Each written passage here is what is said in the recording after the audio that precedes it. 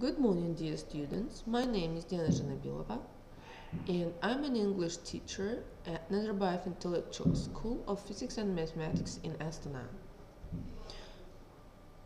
Let me present to you a lesson prepared by D Hасенеева. Welcome to our online course for successful passing of IELTS.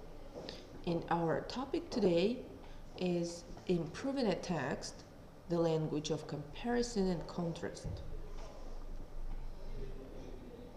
Today you will proofread your writing to recognize and correct your mistakes, use the language of comparison and contrast in describing a graph.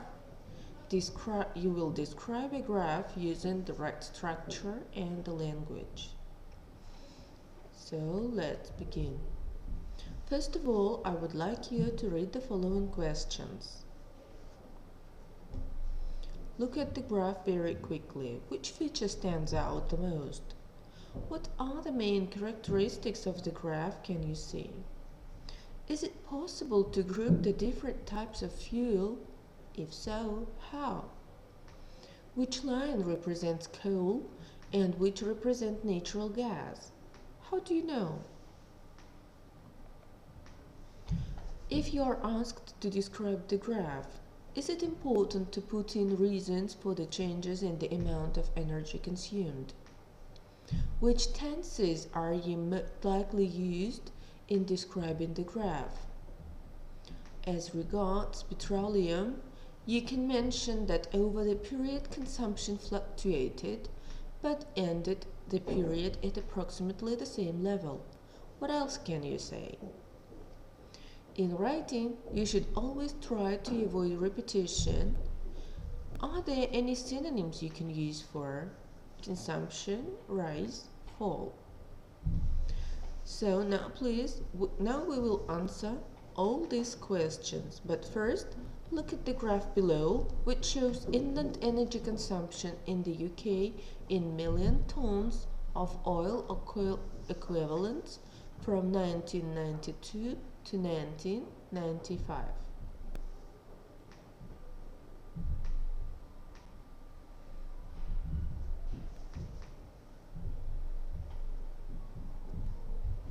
So in vertical position, you can see the measures from 0 to 100, and in horizontal position you can see the years. So let's move on. The first question again. Look at the graph very quickly. Which feature stands out the most?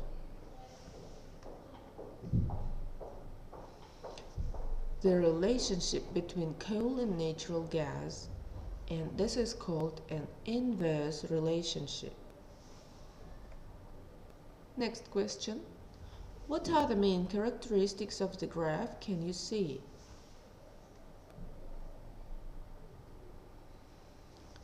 So we can see the rise in natural gas, which first overtakes coal in mid-1992 and then petroleum for part of 1995. We can also see that the minor peaks in coal at the end of 1993 and beginning of 1994, with corresponding dips in the consumption of nuclear and hydroelectricity. Also, we can show relative stability of the consumption of petroleum over the period.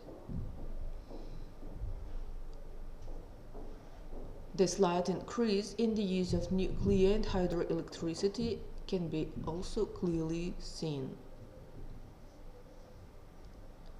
Next comes the amount of energy consumed at the beginning of the period, and which is not much different from that at the end.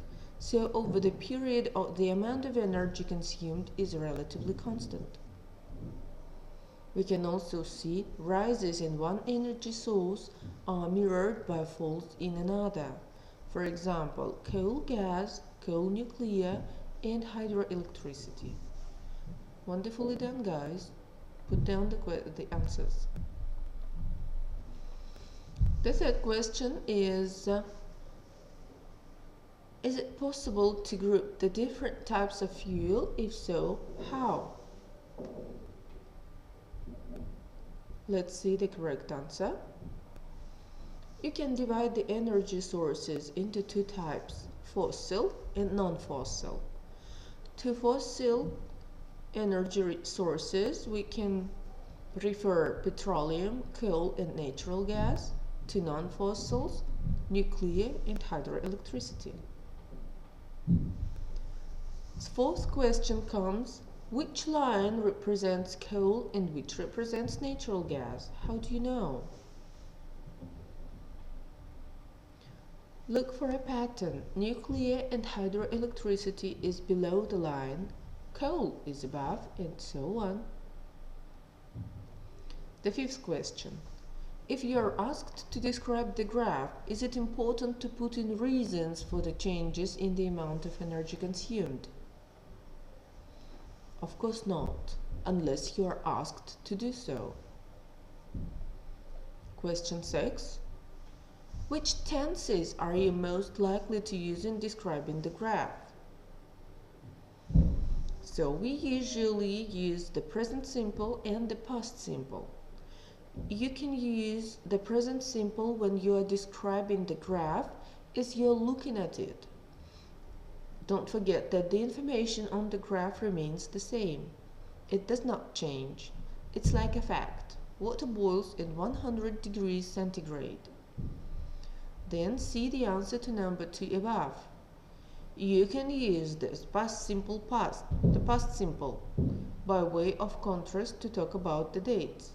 In the middle of 1992, the coal was overtaken by natural gas, and then in 1995, natural gas outstripped petroleum to become the main source of energy. So, when you are describing a graph, you use present simple. When you are describing the years referred to the past, you should use past simple. As regards petroleum, you can mention that over the period consumption fluctuated but ended the period at approximately the same level. What else can you say?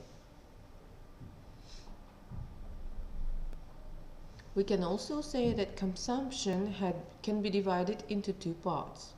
The relative stability of 1990–93 and the more erratic behavior in the subsequent years.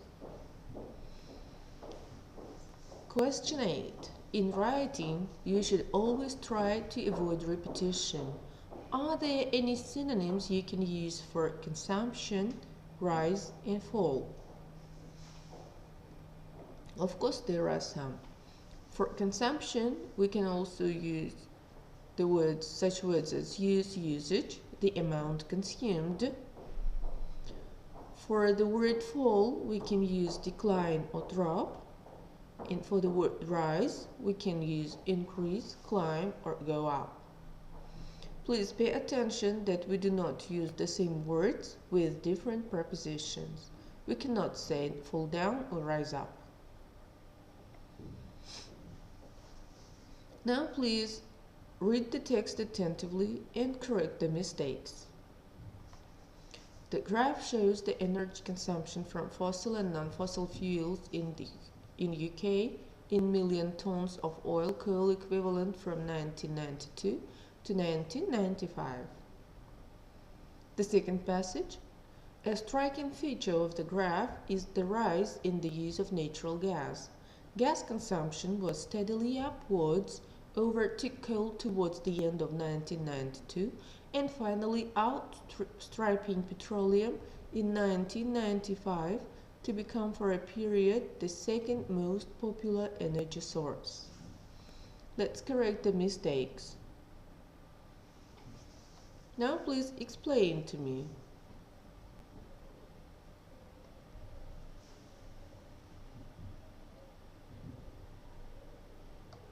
Well done. Next slide.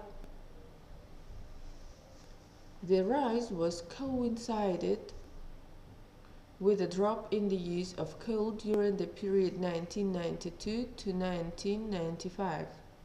At the beginning of 1992, coal consumption stood at 65 million tons or so.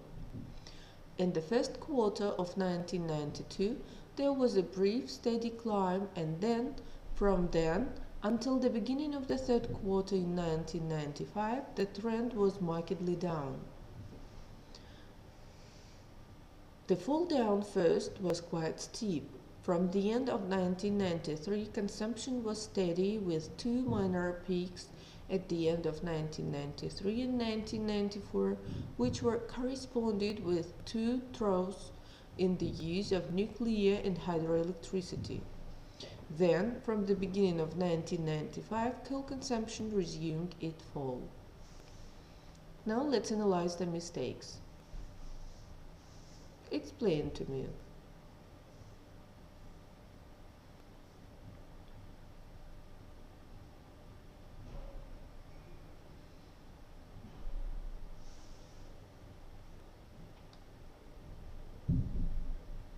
Well done. Let's pass to the next one. As it can be seen, petroleum was the main source of energy throughout the period, with little or no changes in the consumed amount. The use of non-fossil sources of energy, as nuclear and hydroelectricity, over the period was increased gradually with no dramatic rises or falls. Despite the variations, the overall amount of energy consumed during the period shown on the graph was a little changed at the end of 1995.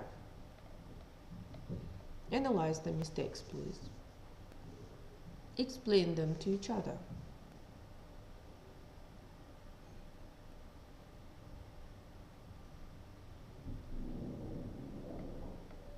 Okay guys, now please look at the pictures.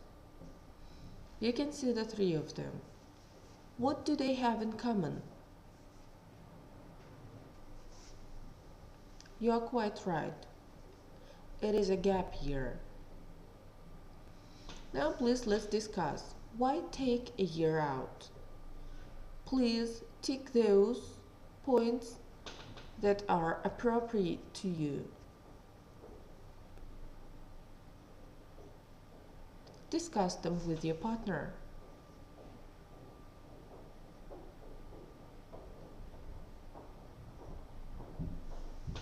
The next question is, why continue studying? Also, tick those points that are appropriate to you.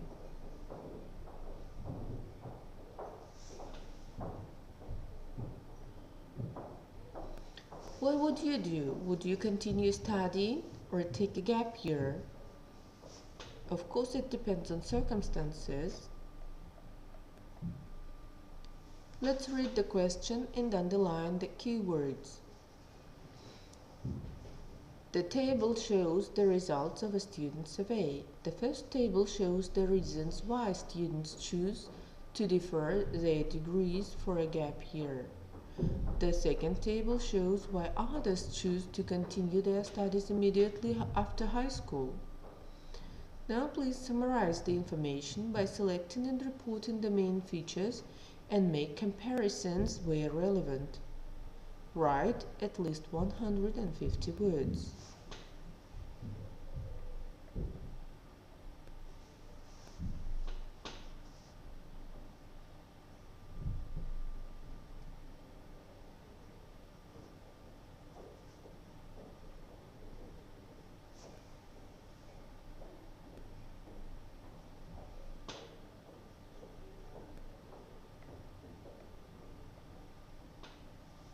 What are the ways of comparing and contrasting information?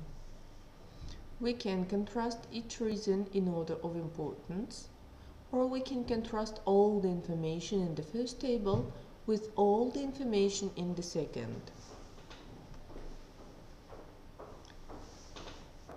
Let's see an example essay. The tables compare the results of a survey which asked why students decided to take a gap year or continue their studies straight after high school. The first table shows why some chose to defer or postpone their studies. In contrast to this, the second shows why others decided to continue. In this report, I will look at each reason in turn. The majority of students who chose to defer said that they wanted to take a break from study. 42% of them stated this reason. By contrast, the main reason given for continuing was that it would be difficult to start studying again. A smaller percentage, 28%, said this. A much lower percentage of those who deferred their degrees in order to take a break said that they wanted to travel. Conversely, 26% of continuing students felt that they would forget the knowledge they had of their subject and they took a break from their studies. The third most popular reason for taking a gap year is that students wanted to learn new skills. In comparison with the third most popular reason among continuing students, we can see that this group felt the cost of their degree courses might increase while they were away. 17% of continuing students gave this reason. Two more reasons for deferring the start of higher education, with an equal 7% each, were to earn money and to help underprivileged people. 6% gave other reasons. On the other hand, 12% of continuing students wanted to continue because they hoped to find a good job more quickly, and 10% wanted to graduate in the same year as their friends. 8% of these students gave another reason. So to compare information, we can use such words: compare, in comparison with, the same as, in the same way, at the same time. All these words can be seen in the essay above.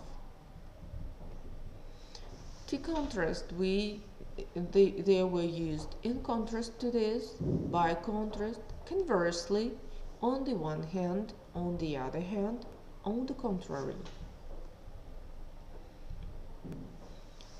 Now please read the question and underline the key words.